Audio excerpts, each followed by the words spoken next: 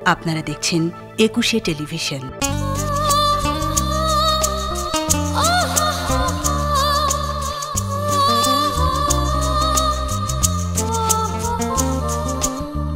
সংসার সে তো এক মিথ্যে তাসের ঘর, সাজাতে সাজাতে নেমে আসে ঝড়। সংসার সে তো এক মিথ্যে তাসের ঘর, সাজাতে সাজাতে নেমে আসে ঝড়। সেই ঝড়ে এই ঘরে সব কিছু ভেঙে করে চুরমার। কারো অহংকার, কারো অহংকার, কারো অহংকার, কারো অহংকার। সংসার সে তো এক মিথ্যে তাসের ঘর, সাজাতে সাজাতে নেমে আসে ঝড়।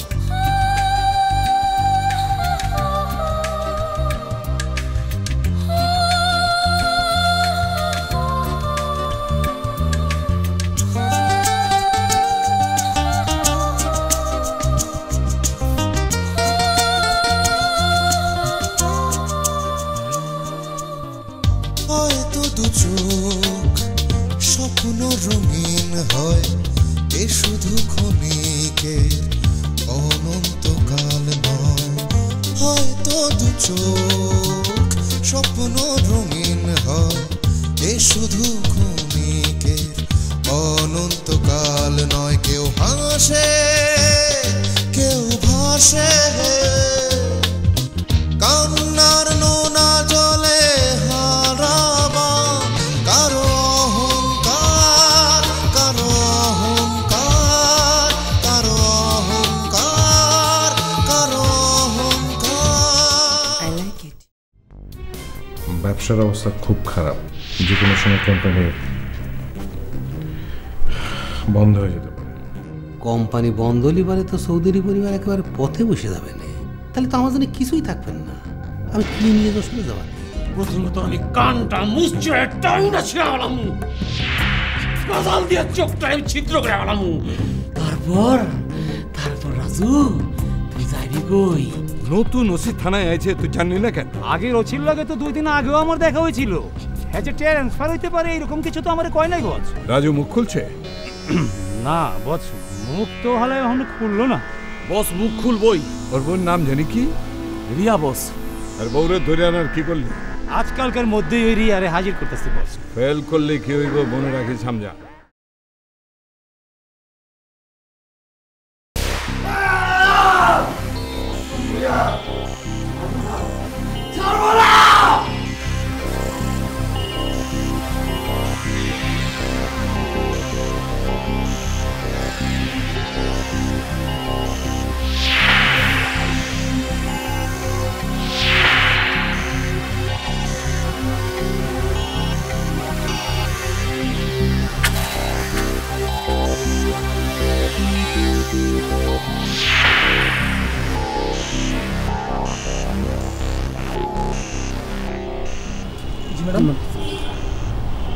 বাবা কোথায়?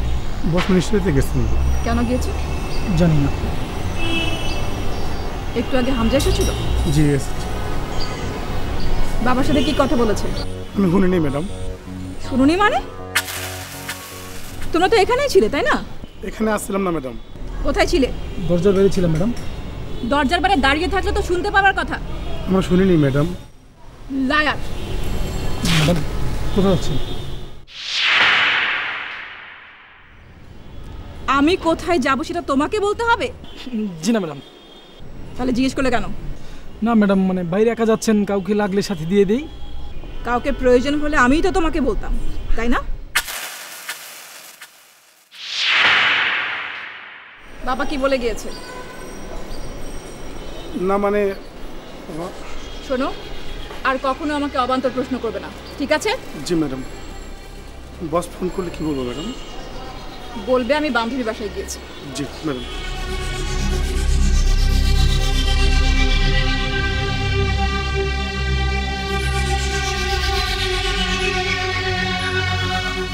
বস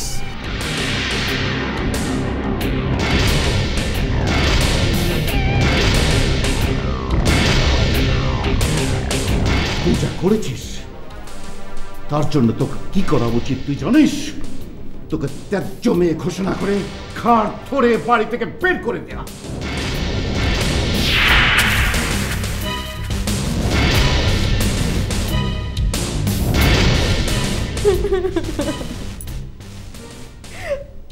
সরি বাপি, আমাকে তুমি মাফ করে দাও বাপি। আমি আর এরকম অন্যায় করবো না বাপি। আমি সরি। সরি সরি বললেই এমন জঘন্য অপরাধের মাপ হয়ে যাবে? ইম্পসিবল। বাপি তুমি আমাকে যে শাস্তি দিবে আমি মাথা পেতে নিব বাপি, কিন্তু প্লিজ তুমি আমাকে তোমার কাছ থেকে দূরে সরিয়ে দিও না প্লিজ। দিনের পর দিন একটার পর একটা মিথ্যে কথা বলেছিস আমার কাছে, আমার সাথে চিটিং করেছিস। কি করে পারলি? কি করে পারলি তুই? তোর বিবেকে একটুও বাঁধলো না? বাপি আমার অন্যায় হয়ে গেছে, তুমি আমাকে মাফ করে দাও বাপি।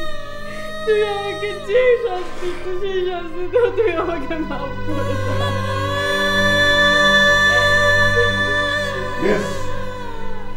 শাস্তি তোকে পেতেই হবে, আর তোকে শাস্তি দিতে না পারলে জীবনে প্রথমবারের মতো আমার নৈতিক পরাজয় হবে, আর এই পরাজয়ের গ্লানি নিয়ে আমি বাঁচতে পারবো না। শোন, আজ থেকে তোর বাইরে যাওয়া একেবারে বন্ধ। দরকার নেই তোর লেখাপড়া করার। লেখাপড়া শিখে তুই একটা অমানুষ হয়েছিস। কিন্তু বাপি 3 মাস পর আমার ফাইনাল পরীক্ষা। বললাম না তোর লেখাপড়া করার কোনো প্রয়োজন নেই। আমি তোকে স্বাধীনতা দিয়েছিলাম, আর তুই হয়ে উঠেছিস স্বেচ্ছাচারী। আজ থেকে কোনো বিষয়ে কোনো সিদ্ধান্ত নেবার অধিকার তোর থাকবে না। আমি বা জয় তোকে যা বলবো তা তোকে উইদাউট কোশ্চেন সব কিছু মেনে নিতে হবে। জয় যদি তোকে অপমান করে, টর্চারও করে, তারপরেও তুই কোনো প্রতিবাদ করতে পারবি না। আমি তোকে 3 মাস সময় দেব। এই 3 মাসের মধ্যে তুই যদি জয়ের যোগ্য স্ত্রী হয়ে উঠতে না পারিস, তাহলে আমি জয়কে বলবো তোকে ডিভোর্স করতে। আর আমি তোকে ত্যায্য মেয়ে ঘোষণা করবো।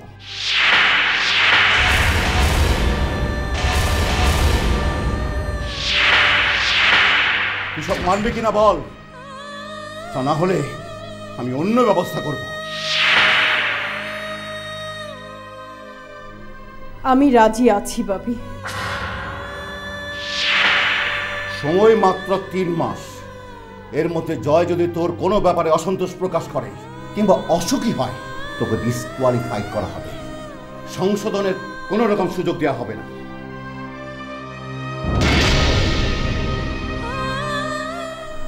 ঠিক আছে বাপি। জয় দেশ থেকে কবে ফিরবে? 3 দিন পর।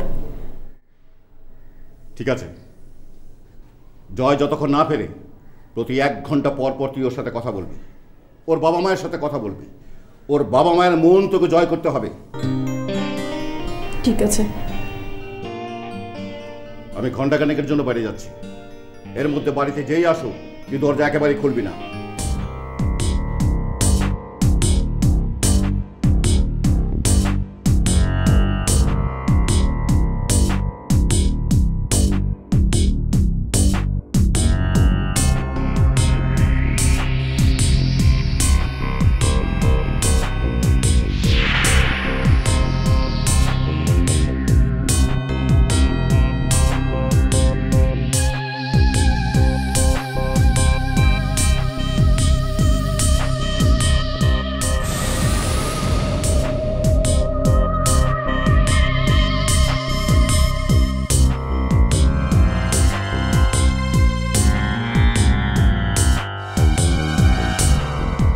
আপনার নাম রাজু?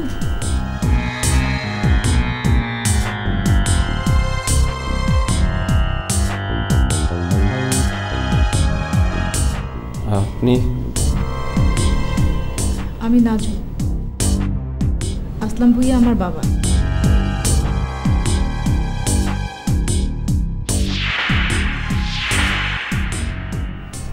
আপনাকে এখানে আটকে রাখা হয়েছে কেন? আপনি জানেন না কেন? আমার বাবা বা তার লোকজন কি করে সেটা আমাকে জানানো হয় না। আপনি যখন জানতে পেরেছেন আমাকে এখানে আটকে রাখা হয়েছে, তো আমাকে কেন আটকে রাখা হয়েছে সেটাও আপনার জানার কথা। আমি যতটা জেনেছি তা কতটুকু সত্যি সেটা জানার জন্য আপনার কথা আমার শোনা দরকার। শুনে আপনার লাভ? আপনার উপর যদি অন্যায় করা হয় আমি আপনাকে হেল্প করব। নারায়ণগঞ্জে 14 বিঘা জমির উপর একটা গার্মেন্টস ফ্যাক্টরি আছে। ফ্যাক্টরির মালিক হলো আসগর সাহেব নামের এক ভদ্রলোক। তার কাছ থেকে আমি জমিটা কিনি। আপনার বাবাও তার কাছ থেকে জমিটা কিনতে চেয়েছিল, কিন্তু তিনি আপনার বাবার কাছে জমিটা বিক্রি করতে চাননি। কেন চাননি? কারণ আপনার বাবা তাকে ন্যায্য মূল্য দিতে চাননি। সামান্য কিছু টাকা দিয়ে ওই জমিটা তার কাছ থেকে হাতিয়ে নিতে চেয়েছিল। আপনাকে এখানে ধরে আনা হয়েছে কেন? ঠিক ওই একই কারণে। সামান্য কিছু টাকার বিনিময়ে ওই জমিটা উনি আমার কাছ থেকে কিনে নিতে চান। আপনি ন্যায্য দাম পেলে জমিটা বিক্রি করবেন? না, বিক্রি করব না। কেন? কারণ ওখানে আমি একটা এতিমখানা বানাবো। ওখানে এতিম ছেলেমেয়েরা থাকবে, স্কুল করব, ওরা পড়াশোনা করবে, খেলার মাঠ থাকবে, ওরা খেলাধুলা করবে, কারিগরি শিক্ষার ব্যবস্থা করব, ওরা পড়াশোনার পাশাপাশি কারিগরি শিক্ষায় শিক্ষিত হবে, ওরা নিজের পায়ে দাঁড়াবে, নিজের ভবিষ্যৎ উজ্জ্বল করবে। ওখানে এতিমখানা করা আমার স্বপ্ন। ওই জমি আমি বিক্রি করব না, কখনোই না। আপনি জমিটা বাবার কাছে বিক্রি না করলে আপনার পরিণতি কি হবে ভেবে দেখেছেন? হ্যাঁ, কিন্তু উনি তো আমাকে মেরে ফেলার চেয়ে বেশি কিছু করতে পারবে না। কিন্তু আমার স্বপ্ন আমার মৃত্যুর চেয়ে অনেক বড়, অনেক। আমার ওয়াইফ, বাবা মা ভাই বোন কেউ নেই? তারা কেউ নেই।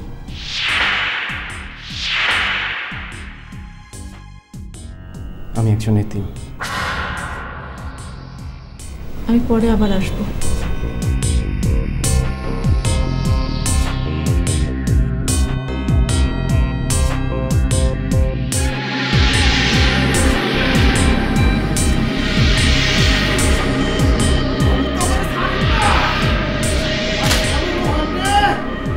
তারপরে কোন স্বামী রে কথাটা মনে রাখিস।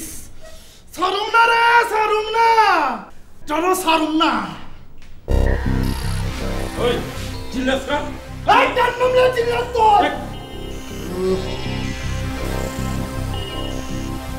চিল্লাই বাড়ি কই? টাঙ্গাইল। কোন জায়গায়? দেগুয়া।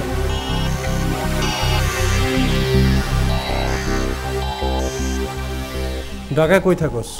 বাড্ডা। কি কাম করস? কিছু না।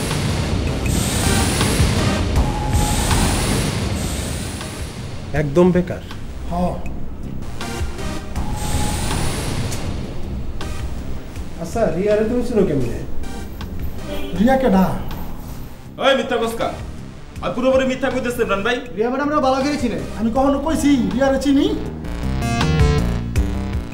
ওই না চিনলে ওই দোকানের মালিকরে কইছস কে তুই? রিয়া বাইরে জানে তোরে মিস কল মারে। দোকানদার মিছা কথা কইছে ভাই।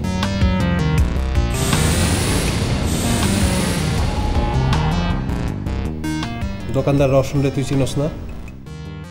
হ্যাঁ, ওর দোকানে আমি একদিন চা খাইছিলাম। রওশনের দোকানে চা খাইছিলা? তুমি থাকো বাড্ডা, আর গুলশানের রওশনের দোকানে এসে চা খাইছিলা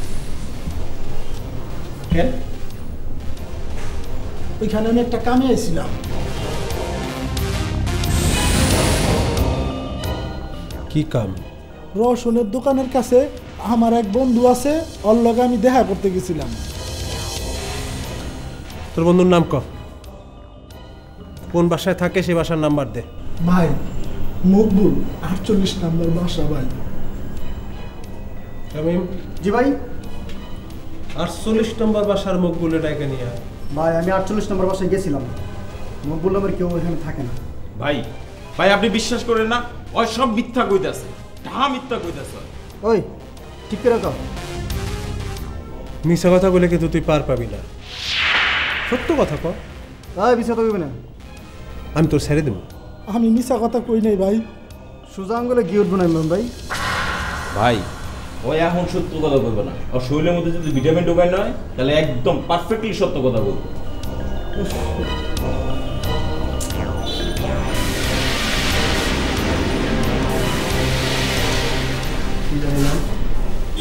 সেলিম।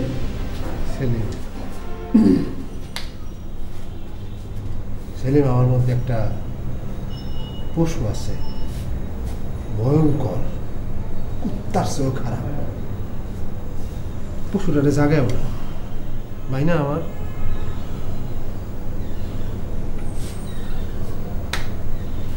তুমি সত্যি কথা কও ভাই, আমি তোমার কিচ্ছু করুম না। কও দেরি করো না সেলিম, আমি ভালো লাগতেছে না, দেরি করো না। আমি তো কইলাম তুই সত্যি কথা কও, আমি তোর গায়ে একটা টোকাও দিব না। ভাই আমি মিছা কথা কই নাই ভাই।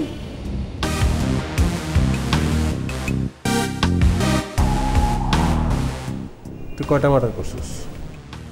এইটা কি কোন ভাই, আমি মার্ডার করুম কে?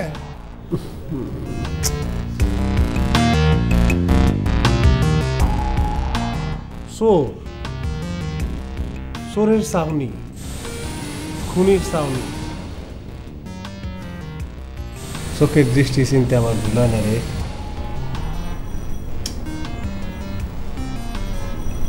না আমি করব না। সিগারেট দে।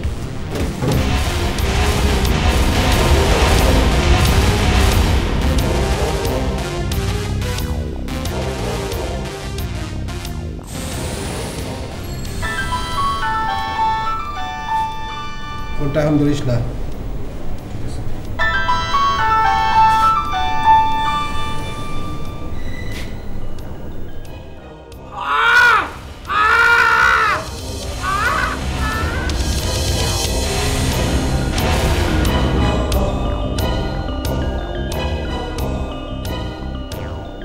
হাবিব, বসের দলে আয় না তোরে যাবে যাতে উঠেছি ওটা তুই জানোস? এ কথা কইলি কেন?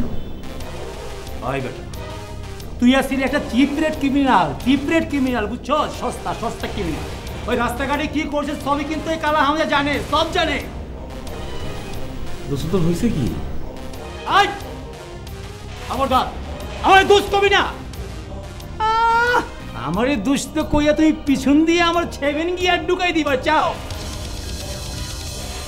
এই কালা হামজার নাম উঠলে, এই কালা হামজার নাম উঠলে রাস্তার পাতি মাস্তান গুলা কাপড় ভিজায় ফালায়, তুই জানোস? দোস্ত তুই আমার উপরে খেপলি কেন? আমি কি করছি?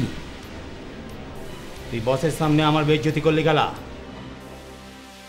বস তোর বেইজ্জতি করছে? এই বেটা, বস আমার কাছে বুদ্ধি নিবার চাইছিল কালা হামজার কাছে, তুই আগ বাড়াইয়া কথা কইবার গেলি কেলা? ও দোস্ত, তুই যে মাইন্ড করবি এটা কিন্তু আমি বুঝতে পারি নাই। এটা বুঝছো? হ্যাঁ, বস আমার কতগুলো কথা শুনাইলো, আমার পেস্টেজে লাগে নাই।